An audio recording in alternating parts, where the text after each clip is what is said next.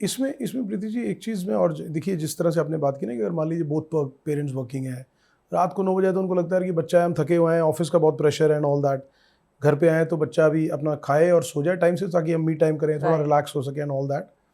आपको लगता है कि ये जो चीज़ें होने लगी हैं, बच्चों पे भी स्ट्रेस बढ़ने लगा है, पेरेंट्स पे, इसका सब 2 कारण मेजर आपको क्या लगते हैं कि भी एक सोशल मीडिया की जो Yes. जिस तरह का ऑरा क्रिएट हो, और दूसरा less communication in the family itself. Yes. अगर पेरेंट्स बच्चों के साथ बात ही नहीं कर रहे तो आप हो सकता है कि वो अपने क्लास की बातें बताना चाहता है। Right. इसको लेकर आप how do you perceive and how do you feel कि ये इसको लेकर कौन कौन से रेड फ्लैग्स हैं कि जो ना देखना, जिसको एड्रेस करने की ज़रूरत है? यहीं हम एक्चुअली इमोशनल कनेक्ट यहीं बनता है।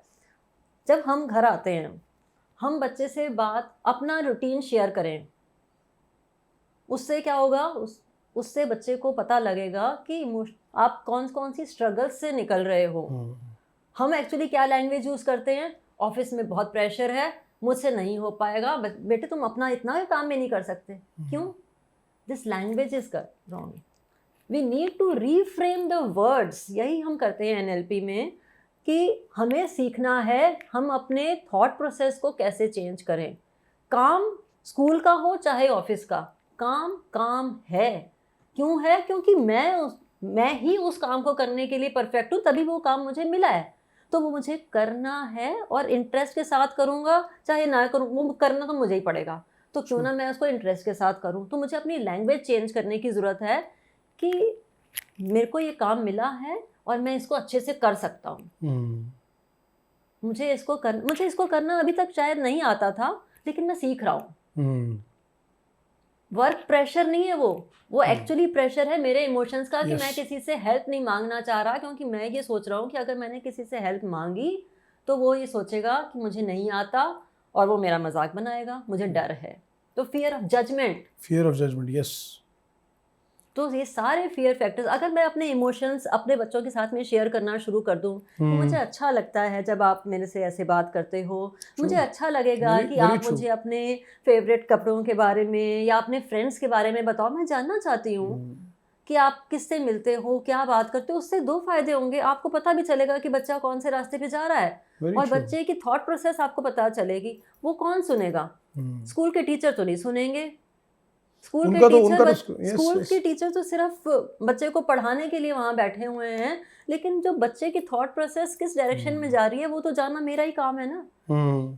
तो अगर मैं अपने इमोशंस शेयर करूँगी तो मैं बच्चे के भी जान सकूँगी। नहीं तो बच्चा सोचेगा कि इमोशंस, अगर मैं जनरली आजकल क्या होता है कि हाउसवाइफ्स अगर कहीं होती हैं तो वो उनसे ये एक्सपेक्टेशन होती है कि वो उनको कुछ नहीं बोलने दिया जाता है। जो कहा बड़ों ने घर में, हस्बैंड ने कहा या इन लॉज ने कहा, वो उनको करना ही है चुपचाप से।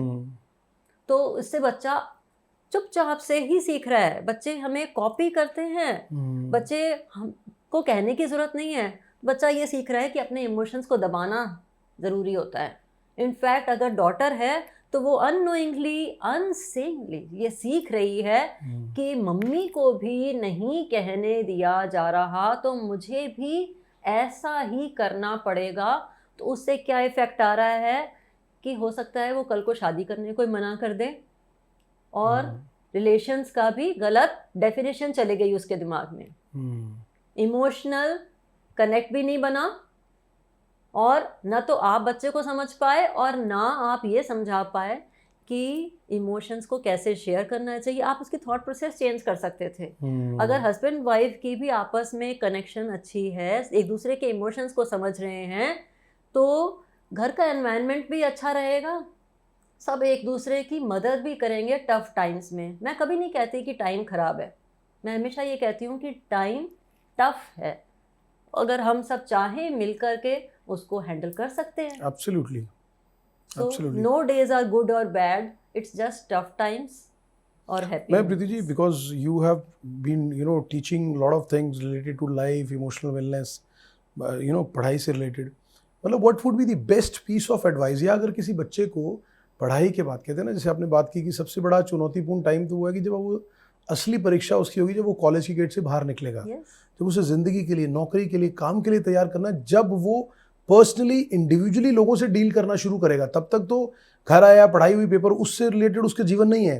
लेकिन जब वो बाहर जाएगा, what would be the best piece of advice from you कि अपने बच्चों को ये चीज़ें इनहेरिट करनी ज़रूरी है कि वो लाइफ के लिए तैयार हो सके?